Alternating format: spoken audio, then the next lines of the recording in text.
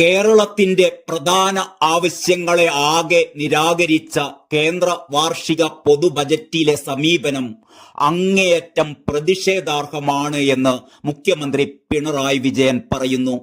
കേരളം 24,000 കോടി രൂപയുടെ പ്രത്യേക പാക്കേജ് ആവശ്യപ്പെട്ടിരുന്നു.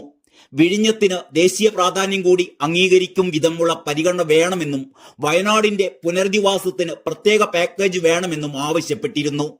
പക്ഷേ ഇവയൊന്നും ബഡ്ജറ്റിൽ പരിഗണിച്ചിട്ടില്ല. വൻകിട പദ്ധതികളുമില്ല. എയിംസ്, റെയിൽവേ കോച്ച് നിർമ്മാണശാല തുടങ്ങിയ നിരന്തരമായ ആവശ്യങ്ങളൊക്കെ തന്നെ ഈ ബഡ്ജറ്റിലും നിരാകരിച്ചിരിക്കുകയാണ് എന്ന് പിണറായി വിജയൻ പരാതിപ്പെട്ടു. 25 ലക്ഷം കോടി രൂപ സംസ്ഥാനങ്ങൾക്കായി നീക്കിവെക്കുമ്പോൾ ഏതാണ്ട് 40,000 കോടി രൂപ പോലും കേരളത്തിന് ലഭിക്കാത്ത നിലയാണുള്ളത്. വിദ്യാഭ്യാസ മേഖലയിൽ അടക്കം കേരളം നേടിയ പുരോഗതി മുൻനിർത്തി കേരളത്തെ കേന്ദ്രം ശിക്ഷിക്കുകയാണ്. പുരോഗതി കൈവരിച്ചില്ലേ, അതുകൊണ്ട് ആ മേഖലയ്ക്കില്ല. എന്നാൽ പുരോഗതി കൈവരിക്കേണ്ട മേഖലയ്ക്കുണ്ടോ, അതുമില്ലെന്നതാണ് സ്ഥിതി എന്നാണ് പിണറായി പറയുന്നത്. വായ്പാ പരിധിയുടെ കാര്യത്തിൽ അടക്കം കേരളം മുമ്പോട്ട് വെച്ച ആവശ്യങ്ങളെ ഈ ബഡ്ജറ്റിൽ അംഗീകരിച്ചിട്ടില്ല. കാർഷികോൽപ്പന്നങ്ങൾക്ക് ഉയർന്ന താങ്ങുവിലയില്ല. റബ്ബർ, നെല്ല്, നാളികേര കൃഷികൾക്ക് പരിഗണനയില്ല. അവയ്ക്കായി സമർപ്പിച്ച പദ്ധതികൾക്കും അംഗീകാരമില്ല. റബ്ബർ ഇറക്കുമതി നിയന്ത്രിക്കില്ല. കേരളത്തിന്റെ പ്രതീക്ഷകൾക്കെതിരായ അവഗണനയുടെ രാഷ്ട്രീയ രേഖയായി മാറി കേന്ദ്ര പൊതുബജറ്റ്.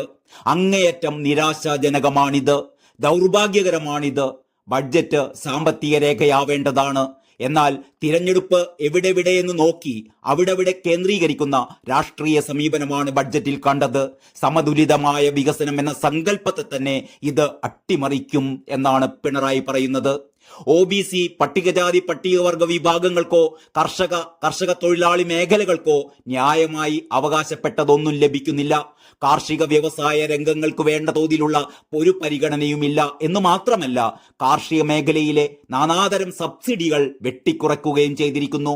തൊഴിലുറപ്പ് പദ്ധതി പാവപ്പെട്ട ജനവിഭാഗങ്ങൾക്ക് ആശ്വാസകരമായിരുന്നു. അതിനു പോലും അർഹമായ വിഹിതം ബഡ്ജറ്റിൽ നീക്കിവെക്കുന്നില്ല.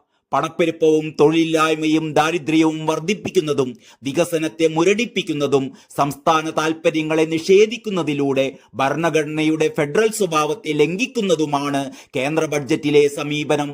അങ്ങേയറ്റം പ്രതിഷേധാർഹമാണിത് എന്ന് മുഖ്യമന്ത്രി പിണറായി വിജയൻ ചൂണ്ടിക്കാട്ടുന്നു.